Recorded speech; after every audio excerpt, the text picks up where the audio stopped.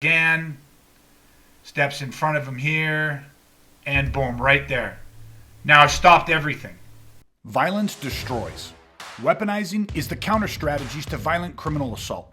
Hey, I'm Greg LaBeouf, aka The Violence Guy, and I'm sharing with you how I went from the victim of a brutal attempted murder to mastering the tool of violence and protecting myself and family, and how you can do the same from the safety and comfort of your own home. Welcome to Weaponizing DIY. What we have to do is we have to understand what the posturing predator wants. Let's identify his blueprint. Let's break it down. Now, what you see on here, when you look at the blueprint, you see three different scenes: scene 1, scene 2, scene 3. A blueprint or an event horizon just allows us to be able to predict, reasonably predict, into the future. So when we look at scene 1, we're going to break this down for you. Say scene 1, these are the indicators. These are the signals that we see. So we know we're dealing with a power predator because of what we're seeing, because of the pins, the pre-incident indicators.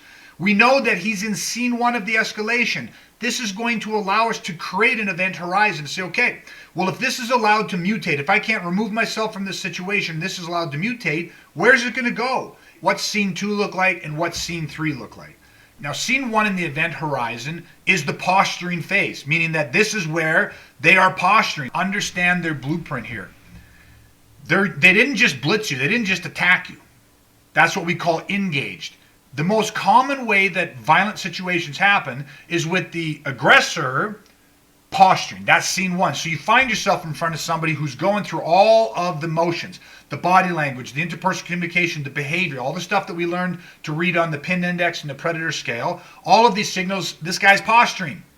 And so what does he want? Well, he wants us to submit. He wants to gain control. He just wants us to voluntarily go, I don't want nothing to do with you. You're bigger than me. You're stronger than me. There's more of you. You got weapons, whatever it is. They want this submission. Or it goes the other way. They hit us so hard and so quick, but you get instantaneously mad, and so now you're posturing back.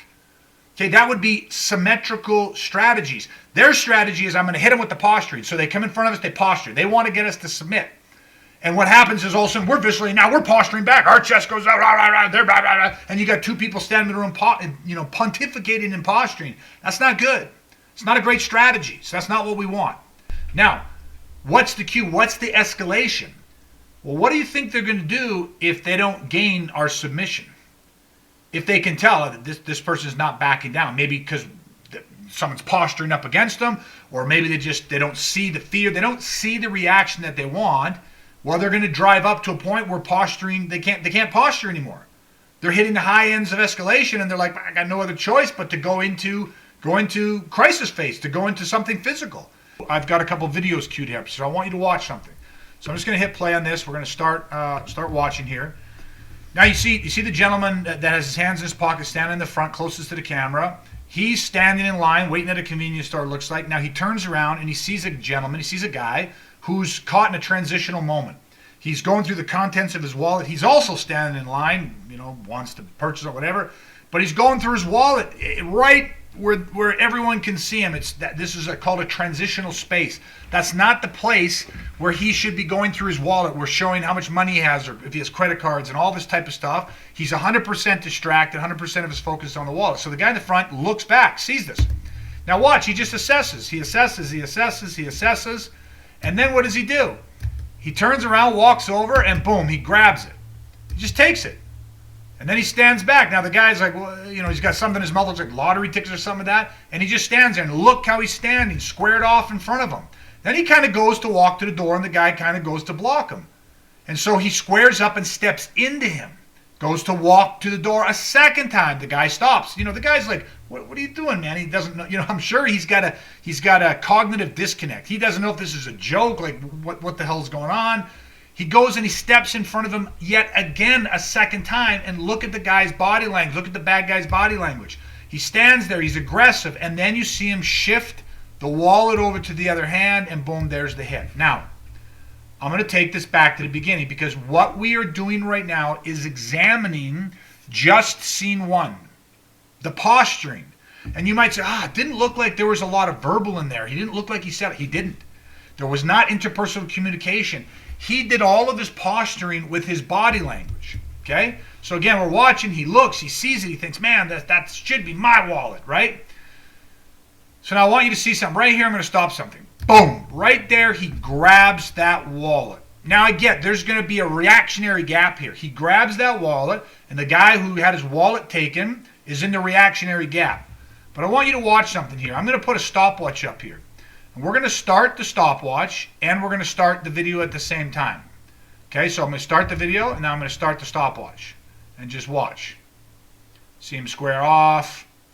Steps back into him. He's threatening him with his body language, how he's standing, his eyes, his intent is very clear. Steps back over again.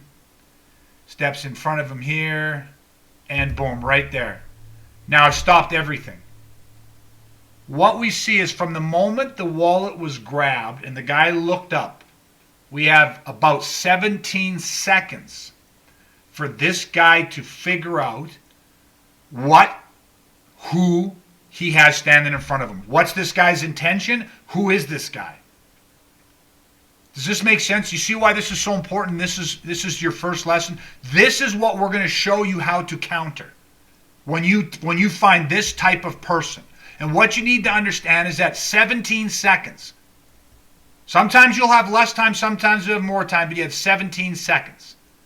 Now watch, if I back up a little bit here. So let's go back to the moment. I'm going to just get rid of the clock here. And let's go back here, and let's go from the moment that he takes that wallet. Boom. Now right there, our timer starts. He's got 17 seconds. I want you to think and put yourself in this guy's position. Someone just took your wallet. You look up. What's going on, man? What the hell you want? He goes to leave. This guy instinctively stepped in front of him once. What is the guy telling him right now with his body language? This is how you know he's a power predator. When that guy stepped over, just intuitively stepped over to be like, where are you going with my wallet, man? The gentleman that took it stepped in front of him, and he didn't have to use his words. He didn't have to say a lot. With his body language, he told him, if you don't, excuse my language, if you don't get the fuck out of the way, I'm going to get you. I'm going to attack you. This is like, you can see that this is what's happening. This is where it's important to understand and read the pins. So he had 17 seconds to read this. Now, did this bad guy only give him one opportunity to read the message, to figure out what the threat was? No, because if we go forward, he thinks, okay, the guy backed down a little bit. He gets the message. He goes to step again, and the guy steps in front of him again. And so again, he looks at him, and now he's done what? Now he's got no choice. He told the guy, if you step in front of me, if you don't let me leave, he's daring him, what are you going to do about it? And when he didn't get out of the way, and the poor guy's looking down at the wallet, just going, I just want my wallet, that created the opportunity, and there's the initiation. He takes that hit.